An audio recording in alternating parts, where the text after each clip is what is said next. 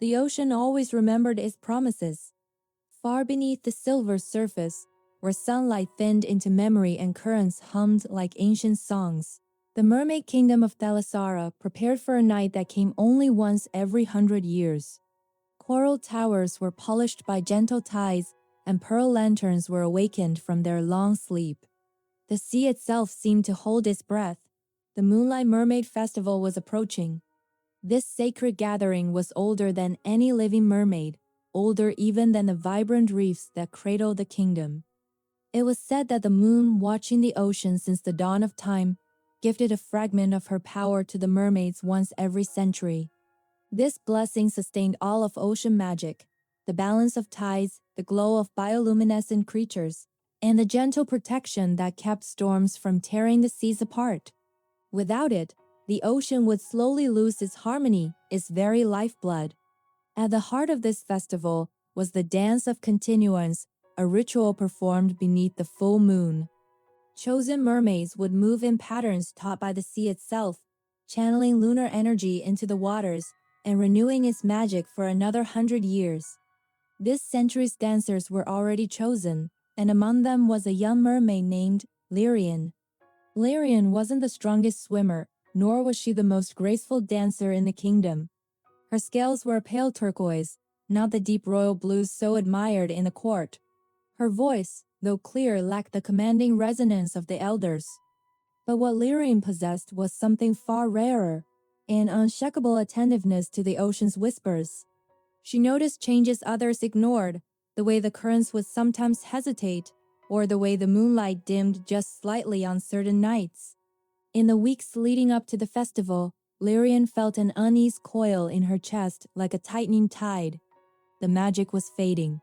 At first, the signs were subtle. The pearl lanterns flickered longer than usual before fully glowing. The coral gardens began to dull at their edges. Even the moonbeams that pierced the surface felt thinner, as though they were strained. The elders dismissed these signs as just nerves before the big festival, but Lyrian knew better. Magic didn't weaken before the ritual.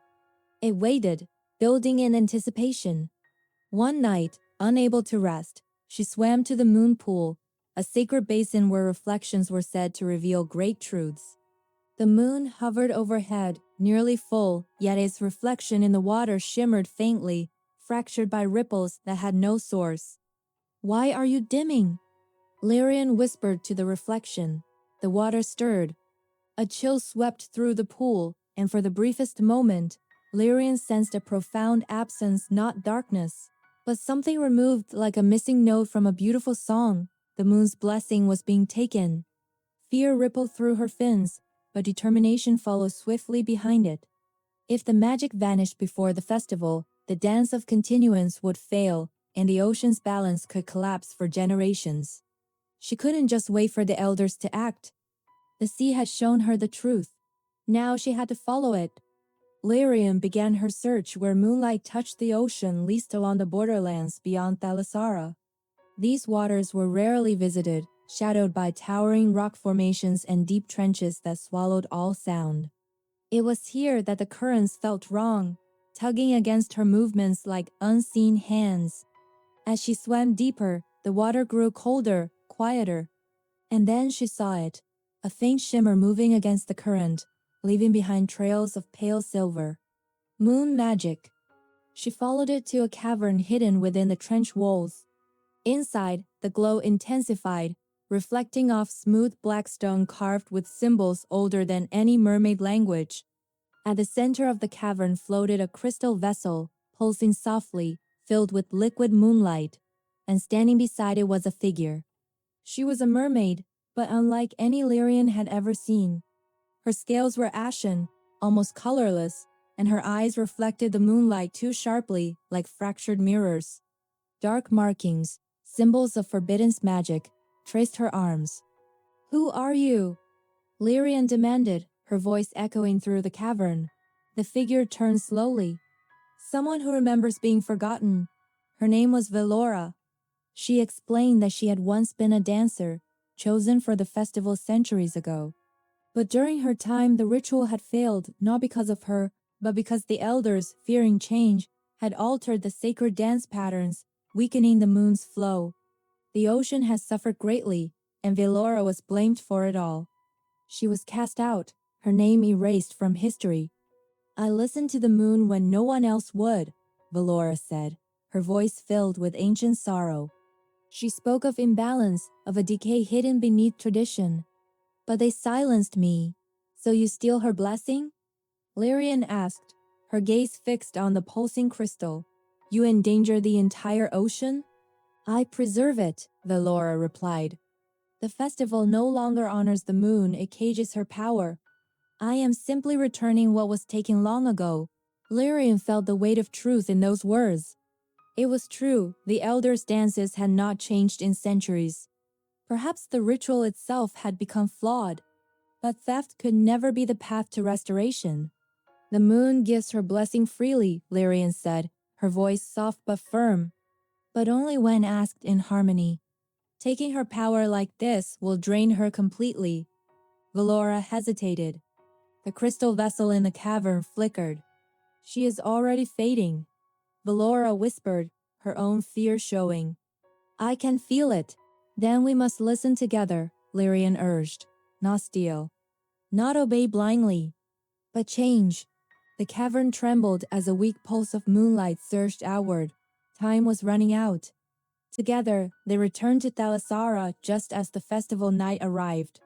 Mermaids gathered beneath the full moon, completely unaware of how close they were to catastrophe. As the chosen dancers prepared to begin the old rigid ritual, Lyrian swam forward, with Velora right beside her, the crystal vessel glowing between them.